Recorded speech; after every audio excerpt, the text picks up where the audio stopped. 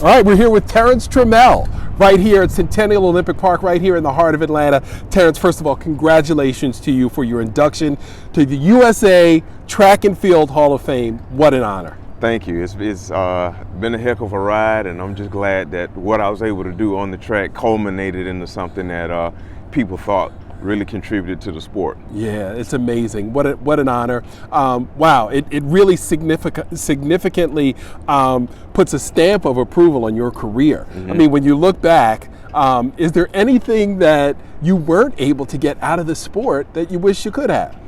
Probably a world record. Right. You know, everybody wants to be able to be the fastest at what they do, you know, from a track standpoint, the best to have ever done it. But I mean, I've had so many, you know, great things that occurred. So I'm satisfied. I'm very satisfied. Right. Speaking of some of the great things, 2 Olympic medals, silver medals. Mm-hmm. Let's talk about the Olympic experience, and then we'll talk about what the Atlanta Olympic experience meant to you. But first, hearing that music, watching the wide world of sports and the Olympics, and hearing that Olympic music and the theme song, I mean, what's it like to represent your country? So, just like you see the track on TV, it looks just like that in person. What I mean is when you are on the track in the stadium, you get the feeling that you're at the pinnacle of sport. It looks exactly how you see it on television. And you know that you've arrived once you walk in the stadium and go down the tunnel, and you get to see kind of how the thing opens up as you walk into the Coliseum. So it's amazing, and just to know that the world is watching. You know, one moment in time where everybody across the globe is focused on you and your competitors. It's an amazing feeling. Yeah, you know what, for those of us who can't relate, tell us what it's like to be in that mindset and to overcome that feeling of pressure to perform. Because there are a lot of people that get stage fright. They get on that world stage and they just can't do it. Because I don't know, is it mindset? So it is mindset. Mm-hmm. I assimilate it to swimming. If you keep kicking and stroking, you'll stay afloat and you'll keep going. No matter how deep the water gets, as long as you kick and you stroke, you stay afloat. There you go. So that's how I look at it. And we put so many hours of reps into doing what we do. And so it just becomes second nature, and that's why we practice. I think just having the reps, the thousands of reps that we go through each day, well, you know, throughout the course of the year and your career, prepares you for those types of things. And you just know, like, this is what I'm here for. This was my goal. And so you do get a sense of pride and a sense of nostalgia based on setting the dream, and then the reality of you being there, and it's all contingent upon you executing. So there can be pressure if you focus on the pressure side of it, but if you are continually staying into your mindset of this is what I work for, this is what I do every day, then the success part will come out. Nice. So tell us a little bit about your 2 trips. Was one more fun or more memorable than the other? Because I know you had 2 different approaches, right? You said for the second trip, you weren't all about the pomp and circumstance, you were about the business. Right. So actually there were 3 trips. I got injured on the third one, first round, but my first one, Sydney 2000, I was happy to be there. I had realized the dream. I was very young at the time, and I was just taking in the experience.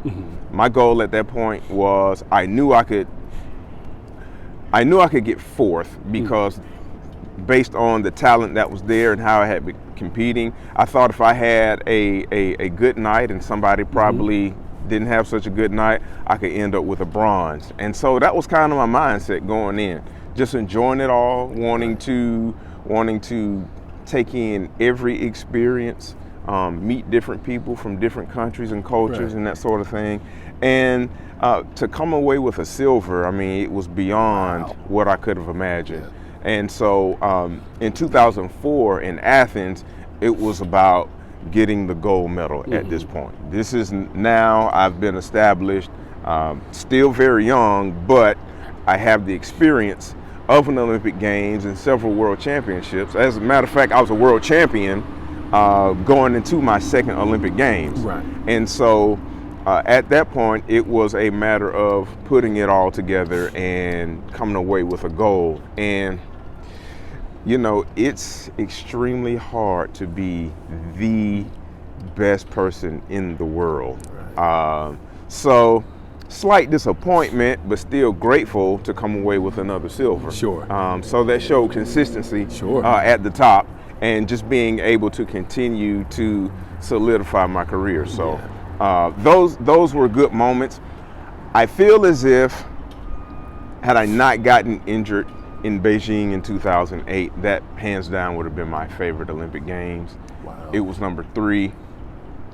Very rarely do people make 3 Olympic Games, especially in track and field. Right. and so I definitely wanted to savor the moment, because I would have been 33 headed to our next Olympics. Right. And so I really enjoyed Beijing. It was a lot of fun. I went to other events. I watched the Dream Team. I watched a little bit of boxing. And met some cool people like Michael Phelps, and so really enjoyed it. It's a heck of an experience. Yeah. So tell us a little bit about the Atlanta Olympics and the impact it had on you. So at the time, I was a rising senior at Southwest DeKalb High School, and I played football and had a lot of interest and offers from colleges for football, and track was something that I had a lot of success in early on. And just being able to go to the Centennial Olympic Park, watch the actual Olympic Games, and see some of my idols in person, it changed my whole perspective. That was the catalyst for my Olympic journey. Is that right? I actually told my brother on the night that we went to visit, to watch the game, I said, in 4 years, that's where I want to be. Wow. And being able to finish off my senior year in high school as a national champion and national record holder set up some things for me to go off to college and train, actually with my idols. Alan Johnson took me under his wing, and Coach Curtis Fry, who was my college coach, and gained the exposure and the experience of running high quality races and that sort of thing as a collegiate, and so it prepared me for my journey for the Olympic Games. Wow. Amazing. So tell us a little bit about what you're doing now. We fast forward 20 years. We're in the second chapter, if you will, of your career, and I would imagine you've got a lot of knowledge that people would love to share. Yeah, I do a lot of consulting from a speed development standpoint. My nonprofit is up and going, Trammell Athletics, and so through that, I do camps and clinics. I have a hurdle course that I'm rolling out called the Hurdle Code, and so it's teaching the ins and outs of the event. And so just doing various things and coming up with an initiative with HBCU students that are looking for opportunities within the world of track and field from an analytics standpoint. So something to really help, because we really need that type of representation within the sport. Absolutely. And for those who'd like to get in contact with you, how do they get a hold of you? So I'm on Instagram at Trammell Athletics, also on Twitter at Trammell Athletics, and I have an app coming out which will also be Trammell Athletics. So you can catch me on all of them. Looking forward to it. Well, once again, congratulations. And if we can, let's talk about some of the spoils of being inducted into the Track and Field Hall of Fame. What an amazing ring. My gosh. You know, I've been able to have rings of all sorts as an athlete, as a coach, and to have a ring that signifies your contribution to the sport, it means a great deal. And this is something that I definitely wear with pride and I cherish, because a 15-year career Yeah. is the culmination of Wow. something all that like hard this, work, so. blood, sweat, and tears. You know, and before we let you go, talk about the sacrifice. I mean, you missed a lot of, University of South Carolina is a great party town. There's Right. a lot you can be doing. Great college town, but you were willing to sacrifice. You had the discipline to say, you know what, I know when I need to go home. I know when I need to get rest. I know what needs to be the focus in order to be one of the best in the world. That's not easy at 18, 19, 20. And that was something that a lot of my teammates laughed at, because they said Terrence never went out. He never did these things, but I knew what my goal was at the time. And, you celebrate once you accomplish it, Right. So I was able to definitely enjoy my time there. Right. But being an Olympian was my first priority. So There you go. Yeah. Well, congratulations again on the induction, the great ring. Thank you. The incredible memories, the pride you gave the city of Atlanta. Hats off to you, my friend. Thank you. Congratulations. Thank you. Yes, indeed. All right. All right.